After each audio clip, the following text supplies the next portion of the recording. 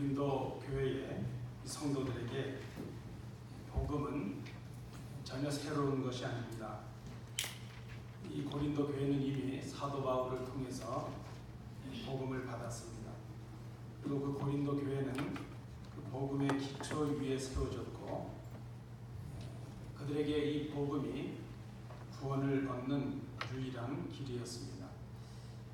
그래서 이 고린도 교회 성도들에게 이 복음은 굳게 지키고 믿어야 될 삶의 원칙이요 하나님의 말씀이었습니다.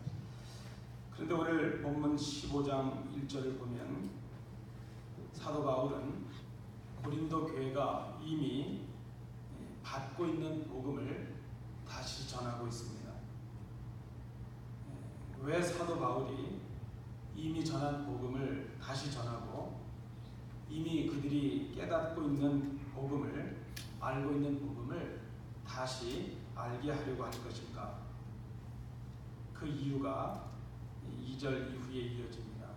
한마디로 말씀을 드리면 지금 고린도 교회가 사도 바울이 전한 복음을 굳게 지키지 아니하기 때문입니다. 또 복음을 헛되이 믿고 있기 때문입니다. 경솔하게 분별 없이 되는 대로 믿고 있기 때문입니다.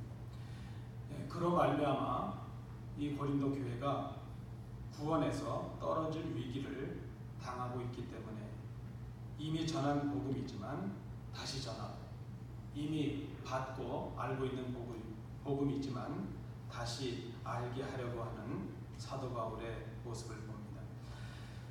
고린도 교회가 복음을 굳게 지키지 못하고 또 분별해서 믿지 못한 그 구체적인 사실이 오늘 본문에 나타나고 있는데, 그것은 한마디로 말씀을 드리면 고린도 교회 안에 죽은 자의 부활이 없다 이렇게 주장하는 그런 사람들이 생겨났다는 것입니다. 우리가 이 고린도 교회 배경을 좀 살펴보면 왜 이렇게 되었을까 하는 것을 생각해 볼 수 있습니다. 베드로를 비롯한 12제자, 12사도와 또 500여 성도들, 그리고 사도 바울을 비롯한 많은 사도들이 예수님의 부활을 직접 목격을 하였습니다. 그리고 그 부활하신 예수님께서 승천하신 그대로 곧 다시 오실 것이라는 약속의 말씀도 그들이 들었습니다. 십자가에 죽으신 예수가 다시 사셨다. 그리고 곧 다시 오실 것이다. 이 내용이 바로 교회의, 초대교회의 제자들이 전한 복음의 핵심이었습니다. 그것이 복음의 전부였습니다. 죽으셨던 예수가 다시 사셨고 곧 다시 오실 것이고 우리도 예수님과 함께 다시 살 것이다. 그것이 복음이었습니다. 초대교회 성도들은 이 내용을 뜨겁게 믿었고 그 복음을 뜨겁게 전하였습니다. 그런데 자신들이 살아있는 동안에 예수님께서 십자가에 죽으셨다가 살아나신 것처럼 자신들이 살아있는 당대에 예수님이 다시 오실 것이라 생각을 하였습니다. 그런데 시간이 가는데 예수님께서 오시지 않습니다. 그 예수님의 다시 오심을 기다리던 많은 성도들이 세상을 떠나는 일들이 생겨나기 시작했습니다. 그리고 곧 자신들도 이제 죽을 것이라 하는 그런 생각을 하게 되었습니다. 그들은 죽으면 끝이라 그렇게 생각을 했습니다. 살아있는 동안 무엇인가 일어나야 되지 않겠는가 그렇게 생각을 했습니다.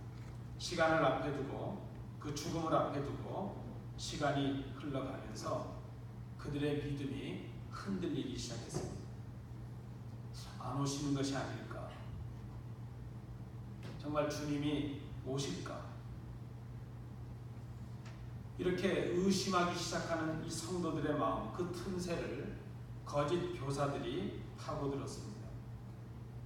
헬라의 이원론에 근거를 둔 영지주의의 거짓 가르침이 의심하고 있는 성도들의 마음을 미혹하였습니다. 이 거짓 교사들은 두 가지 큰 틀에서 이제 교리를 가르쳤습니다. 육적인 것은 저급하다. 거룩한 것은 영적인 것이다. 영은 거룩하다. 그렇게 가르쳤습니다. 그래서 저급한 육은 다시 살 수 없고 영원할 수 없다 하는 것입니다. 그들은 거룩한 영인 그리스도가 죽는 것은 잘못되었다 생각을 했습니다. 그들은 영혼은 불멸하다 생각을 했습니다. 그래서 그리스도의 죽음이 사실이 아니기 때문에 그리스도의 부활도 거짓이라 이렇게 가르쳤습니다. 주님께서 다시 오실 것이라는 이 사실에 대한 의심, 그리고 거짓 교훈의 미혹에 빠진 이 고린도 교회는 결국 그리스도께서 부활하셨다는 이 사실을 의심하기 시작하였습니다. 그리스도의 부활을 의심함으로 죽은 사람이 부활할 것이라는 그 사실도 믿지 못하게 되었습니다. 교회와 신앙의 또 구원의 가장 기초적인 사실이었던 이 복음, 이것이 흔들리고 말았습니다. 복음의 핵심은 예수님이 십자가에서 죽으셨다가 다시 사셨다는 것입니다. 그리고 우리도 예수님과 함께 죄에 대하여 죽고 예수님과 함께 생명에 대하여 다시 살 것이라는, 이것이 바로 구원의 핵심이요 복음이었습니다. 그런데 교회가 흔들렸습니다. 가장 원초적이고 가장 기본적인 예수님의 죽음과 다시 사심에 대한 신앙이 흔들리게 되었습니다. 이것을 바라보던 사도 바울이 다시 이 고린도 교회에 복음을 전하고 있습니다. 그들이 이미 들었고 받았고 믿음으로 고백했던 그 내용을 다시 전합니다. 다시 알게 하기 위함입니다. 오늘 본문에 보니까 사도 바울은 자신이 직접 그리스도께로부터 받은 복음을 다시 전한다 그렇게 말합니다. 그 내용이 이 고린도전서 15장의 핵심 내용입니다. 그리스도의 죽으심과 부활입니다. 오늘 우리 특별히 함께 읽으신 1절, 8절의 내용은 그것을 바로 복음이다 그렇게 설명을 해주고 있습니다. 복음이 무엇인가? 그 복음을 바로 알고 복음을 굳게 지키고 분별해서 믿는 것, 그것이 바로 구원에 이르는 바른 길이라는 것을 말씀하고 있습니다. 오늘 이 본문을 통해서 우리가 다시 한번 생각해 봅니다. 복음이 무엇인가 하는 것입니다. 첫 번째, 오늘 본문에서 말씀하고 있는 복음은 성경의 약속이 성취된 것이다 하는 것입니다. 오늘 사도 바울은 본문에서 이렇게 말씀을 하고 있습니다. 복음은 성경대로 그리스도께서 우리 죄를 위하여 죽으시고 장사 지낸 바 되셨다가 사흘 만에 다시 살아나신 것이다. 그런데 이 그리스도께서 죽으시고 다시 살아나신 것이 성경대로 이루어진 것이라 하는 것입니다. 이것이 바로 복음이라는 것입니다. 그리스도의 죽으심, 그리스도의 부활하심, 이것이 성경의 약속의 성취가 하는 것입니다. 복음은 하나님이 사랑으로 세우신 구원의 계획이었습니다. 그리스도께서는 성경의 예언대로 하나님의 계획대로 우리의 죄를 위하여 죽으셨고 또 성경의 말씀대로 장사 지낸 바 되셨고 또 성경대로 사흘 만에 다시 살아나셨습니다. 그리스도의 죽으심과 다시 사심이 우연히 된 일이 아니라 하나님에 의해서 계획되고 섭리되고 약속된 것이라 하는 것입니다. 그리고 그 약속이 이루어진 것이라 하는 것입니다. 예수님의 죽으심과 이 부활하심은 세상을 사랑하셔서 구원하시려는 하나님의 영원한 목적을 이루기 위한 하나님의 계획이요 하나님의 약속이라는 것입니다. 그것이 바로 복음입니다.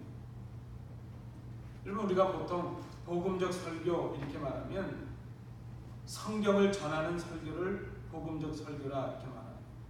성경을 바르게 해석해서 그 말씀, 하나님의 말씀을 전하는 것, 그것을 우리가 성경적 설교 혹은 복음적 설교 그렇게 말합니다. 복음적 믿음이라 하는 것은 하나님의 말씀을 잘 깨닫고 그 말씀대로 믿는 믿음을 말합니다. 우리가 복음적 교회 이렇게 말하는데 그 복음의 기초기에 하나님의 그 말씀 위에 서서 그 말씀대로 행하는 교회를 복음적 교회 그렇게 말합니다. 그런데 이 당시의 거짓 교사들은 어떻게 영이신 메시아가 거룩하신 그리스도가 죽을 수 있느냐 그렇게 의심을 터뜨렸습니다. 영이신 그리스도는 죽을 수가 없다는 것입니다. 그래서 죽은 그리스도는 메시아가 아니시고 죽지 않았기에 다시 사는 것도 없다 그렇게 주장을 했습니다. 그러나 오늘 복음은 그렇게 말합니다. 그리스도께서 죽으시고 그리스도께서 다시 사시는 것, 그것이 바로 우리를 구원하시기 위한 하나님의 계획이었고 성경대로 이루어진 것이라 하는 것입니다. 하나님의 사랑의 약속대로 이루어진 것, 이것이 바로 복음이었다 하는 것입니다. 두 번째, 오늘 본문을 통해서 다시 사도 바울이 우리에게 말씀하는 복음의 두 번째 내용은, 복음은 성경대로 그리스도께서 죽으신 사건이라 하는 것입니다. 여러분, 죽는 것이 복음이 될 수 있습니까? 우리는 죽음은 실패요, 절망이요, 멸망이라 그렇게 생각을 합니다. 그런데 성경은 오히려 그리스도께서 죽으신 것이 복된 것이라 그렇게 말씀을 합니다. 그 이유는 복음은 우리의 구원을 위해서 그리스도께서 하신 일을 말하는 것이기 때문입니다. 우리가 구원을 받기 위해서 어떤 자격을 갖춘 것도 아니고 수고를 한 것도 아니었습니다. 다만 우리는 죄인이었을 때에, 죄 아래 거했을 때에 하나님의 진노의 자녀였습니다. 그 진노는 그저 멸망으로 치닫는 죽음의 자녀였습니다. 우리는 사망의 권세 아래 있었습니다. 그런데 그리스도께서 우리 죄를 대신해서 죽으셨습니다. 우리 죄를 위해서 죽으셨다는 것은 우리가 치러야 될 죄값을 우리 주님께서 대신 치르시고 대신 죽으셨다는 것을 의미합니다. 그래서 우리는 이것을 대속이라는 말로 씁니다. 그 주님의 보혈의 공로로 우리는 하나님의 진노하심에서 구원을 받았습니다. 우리가 죽는 것이 마땅한데 죽어야 될 우리 대신 그리스도께서 죽으심으로 인해서 우리의 죄값이 사라졌습니다. 우리는 죄인이었는데 주님께서 죄를 대신 지심으로 오히려 우리를 의인이라고 칭해 주셨습니다. 우리의 죄값을 주님께서 대신 치러 주신 것입니다. 그것이 바로 구원이었습니다. 그것이 바로 복음이었습니다. 예수님께서 우리를 위해서 죽으셨다. 그래서 예수님의 죽으심이 우리에게 복음이 되었습니다. 죽어야 될 우리가 그리스도의 죽으심으로 대신 살게 되었기 때문입니다. 여러분, 이것이 복음이 아니겠습니까? 복음 중에 복음은 죽을 사람이 살게 되었다는, 이보다 더 귀한 복음이 없습니다. 가령 우리 가족 중에 치명적인 질병으로 시한부의 선고를 받은 가족이 있다면 그 가족이 다시 소생할 수 있는 길이 생겼다, 그런 소식이 있다면 그것이야말로 복음 중에 복음일 것입니다. 죄로 죽었던 우리가 우리의 힘과 능력으로 벗어날 수 없었던 죄의 자리에서 예수님께서 우리 죄를 대신해서 죽으심으로 우리가 살게 되었다는 것. 그래서 예수님이 우리를 위해 대신 죽으셨다는 것, 예수님이 십자가에 죽으셨다는 것, 이것이 바로 복음이었습니다. 그리스도께서 죽으심으로 우리가 살았기에 복음입니다. 세 번째로 오늘 사도 바울이 말씀하는 복음은 성경대로 그리스도께서 다시 사신 것이라 하는 것입니다. 죽어서 장사 지낸 바 되신 이 그리스도께서 성경의 말씀대로 사흘 만에 다시 살아나셨습니다. 그리스도께서 장사 되셔서 땅에 묻혔다, 이것은 그리스도께서 죽으셨다는 것이 사실이라는 것을 증거하고 있습니다. 그리고 그 죽은 자 가운데서 부활하셨다는 것도 사실이라는 것을 증거합니다. 거짓 교사들의 가르침처럼 그리스도가 죽지 않았기에, 죽을 수 없기에 산 것도 거짓이다 하는 그 교훈 자체가 거짓임이 드러납니다. 그리고 부활하신 그리스도께서 베드로를 비롯한 12제자와 500여 성도들과 야고보와 사도 바울에게까지 나타나셨습니다. 예수님께서 다시 사신 것이 사실이라는 것을 증거하고 있습니다. 그리스도의 죽으심으로 우리가 의롭게 되었습니다. 의롭게 된 우리는 그리스도의 부활하심으로 말미암아 그리스도처럼 죽은 자 가운데서 다시 사는 사람들이 되었습니다. 그리스도께서 죽은 자 가운데서 다시 살아나셔서 잠자는 자들의 첫 열매가 되셨기 때문입니다. 예수님께서 잠자는 자들, 죽은 자들의 첫 열매가 되셨다는 그 말씀은 우리도 예수님과 함께 죽고 예수님과 함께 다시 살 수 있는 열매들이 되게 하셨다는 그런 말씀이죠.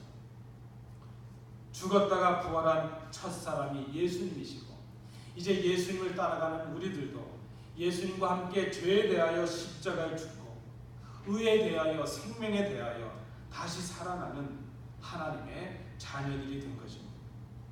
그것이 바로 복음입니다. 우리가 예수님처럼 다시 산다는 것입니다.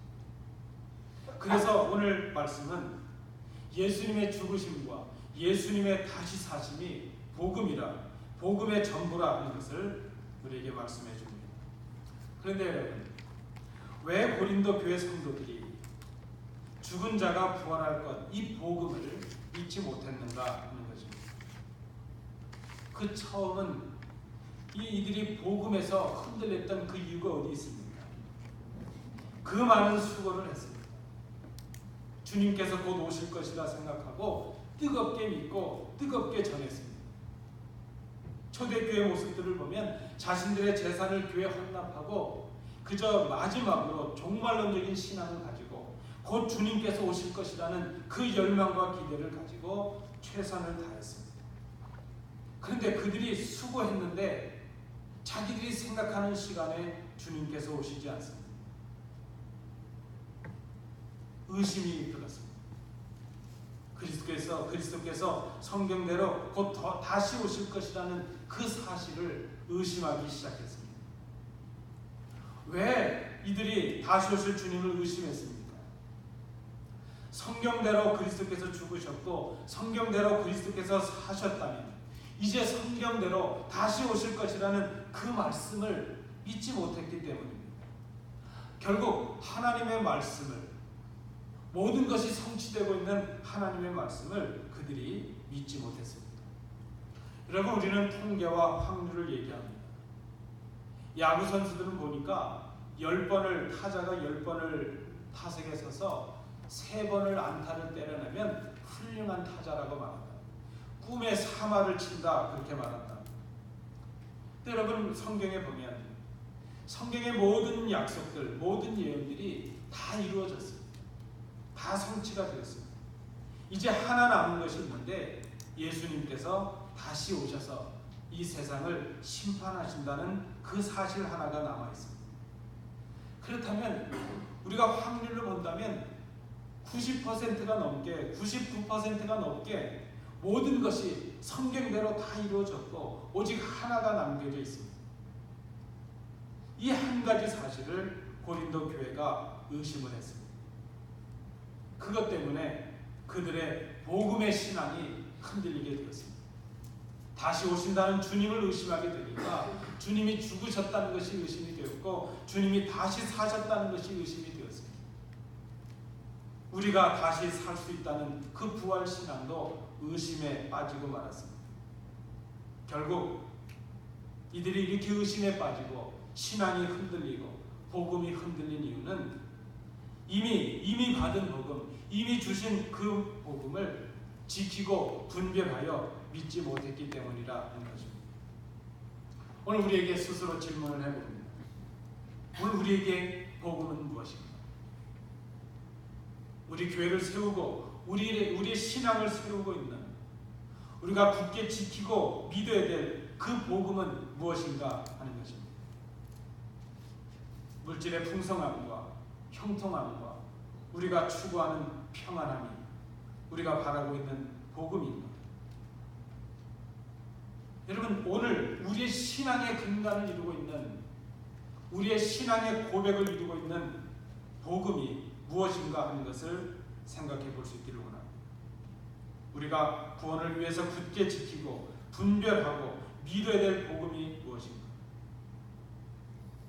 가장 원초적이고 가장 기초적인 복음입니다. 복음은 그리스도께서 우리 죄를 위하여 죽으셨고, 그래서 우리가 그 죽으심으로 인해서 죄값을 사함받고 생명을 얻게 되었다는 것. 복음은 그리스도께서 우리를 위해 다시 사심으로 우리도 그리스도와 함께 다시 사는 새로운 피조물이 되었다는 것. 이 복음이 우리를 향하신 하나님의 사랑이요, 하나님의 계획이요, 우리가 주님 오실 때까지 생명을 다하여 지켜내야 될 우리의 믿음의 고백이라는 것을 우리가 생각해야 될 것입니다. 그런 의미에서 여러분, 우리 믿는 사람들에게 복음은 새로운 것이 아니라 하는 것입니다. 새로운 것이 아니어야 합니다. 복음은 이미 우리에게 주어진 것이요, 이미 우리가 받은 것이요, 이미 우리가 깨달은 것입니다. 복음은 새로운 것은 아니지만 그 복음을 받아들이고 믿는 사람들을 새롭게 하는 능력이 있습니다. 복음으로 자신을 변화시키지 못하는 사람들은 자꾸 무엇인가 새로운 것을 구하는 경향들이 있습니다. 그래서 새로운 성경 공부, 새로운 기발한 설교, 새로운 가르침, 새로운 깨달음들을 구하려고 합니다. 자신을 이미 받은 복음으로 변화시키지 못하고 오히려 다른 사람들과 자신의 환경과 주의가 변화되기를 요구하고 있습니다. 그러나 복음으로 자신을 변화시키는 것, 그것이 진정한 신앙이요, 진정한 개혁이요, 진정한 회복이요, 부흥인 것을 생각합니다. 이제 우리에게 필요한 것은 새로운 깨달음이 아니라, 새로운 복음이 아니라 이미 받은 복음, 이미 들은 복음을 다시 깨닫는 것입니다. 이미 받은 복음으로 우리를 새롭게 하는 것, 그것이 이 시대 우리가 해야 될 진정한 신앙이요, 회복이요, 부흥인 것을 생각합니다. 복음은 하나님의 사랑의 약속으로 우리에게 이미 주어졌습니다. 복음은 그리스도의 죽으심을 의미했습니다. 복음은 그리스도의 사심을 의미했습니다. 그리스도의 죽으심과 그리스도의 사심을 통해서 죄인인 우리가 의인이 되었습니다. 영원히 죽을 우리가 영원히 사는 존재들이 되었습니다. 사망의 종노릇하던 우리가 주님과 함께 왕노릇하는 하나님의 자녀가 되었습니다. 이 구원의 간격으로 다시 오실 주님을 기다리는 성도들이 되고 교회가 되었습니다. 주님께서 다시 오시는 그날, 그때 우리는 우리 몸이 썩지 아니할 신령한 몸으로 다시 변화하게 될 것을 믿습니다. 주님께서 죽은 자 가운데서 다시 살아나신 것처럼 우리도 하나님을 향하여 다시 살 것을 소망하고 믿습니다. 그것이 바로 복음으로 고백할 수 있는 우리의 바른 신앙입니다. 그날 그 주님이 다시 오시는 그날 우리의 믿음이 완성되고 우리의 소망이 완성되고 우리의 사랑이 완성될 것입니다. 그날 우리는 비로소 사망이 이김의 삼킴과 되리라 하셨던 그 말씀의 현장을 직접 경험하게 될 것입니다. 오늘 비록 우리가 고난과 역경의 삶을 살아간다 할지라도 예수 그리스도를 통해서 주시는 이김을 주시는 하나님께 감사할 수 있는 이유가 여기에 있습니다. 이것이 바로 복음을 굳게 지키고 분별하여 헛되지 않게 하는 믿음이라 말할 수 있습니다. 이 믿음, 이것이 흔들리지 않아야 내일을 향한 소망이 흔들리지 않습니다. 이 믿음이 흔들리지 않아야 우리가 세우는 교회가 흔들리지 않을 수 있습니다. 이 믿음이 굳건해야 우리에게 맡겨주신 일들을 기쁨으로 감당합니다. 주의 일에 더욱 힘쓰는 자들이 될 수 있다는 것입니다. 오늘 이 아침에 이 말씀 앞에서 스스로 질문해 볼 수 있기를 원합니다. 예수 그리스도께서 나의 죄를 위하여 죽으셨음을 믿고 있는가? 예수 그리스도께서 나를 위해 다시 사셨다는 것을 믿고 있는가? 오늘 지금 다시 사신 예수님께서 우리를 지켜보시고 우리와 동행하고 계신 것을 믿고 있고, 그리고 곧 그 주님께서 다시 오실 것을 내가 지금 믿고 있는가. 그날 그리스도처럼 우리도 다시 살 것을 믿고 있는가. 이 모든 것이 우리를 향한 하나님의 사랑이요 하나님의 계획인 것을 내가 알고 있는가. 사랑하는 성도 여러분, 우리가 알고 우리가 깨닫고 우리가 다시 되새겨야 될 복음은 새로운 것이 아닙니다. 이미 우리가 받은 것입니다. 이미 알고 있는데요. 가장 원초적인 복음, 이 복음, 예수님의 죽으심과 다시 사심, 이 복음을 다시 생각하고 다시 듣는 이유가 여기 있습니다. 이미 주신 복음을 통하여 우리를 새롭게 변화시켜 나가시며, 그리고 그 복음의 기초 위에 교회를 든든히 세우시는 복된 성도들 되시기 바랍니다. 기도합니다. 은혜로우신 아버지 하나님, 오늘 사도 바울을 통해 주시는 이 말씀을 듣습니다. 우리는 늘 새로운 것을 원하지만 복음은 새로운 것이 아니다. 이미 은혜로 우리에게 주어진 것임을 생각합니다. 그 복음을 통하여 우리를 새롭게 변화시켜 나가며 그 복음의 기초 위에 우리 자신을, 가정을, 교회를 든든히 세워나가는 저희들이 되도록 인도하여 주옵소서. 예수님 이름으로 기도하옵나이다.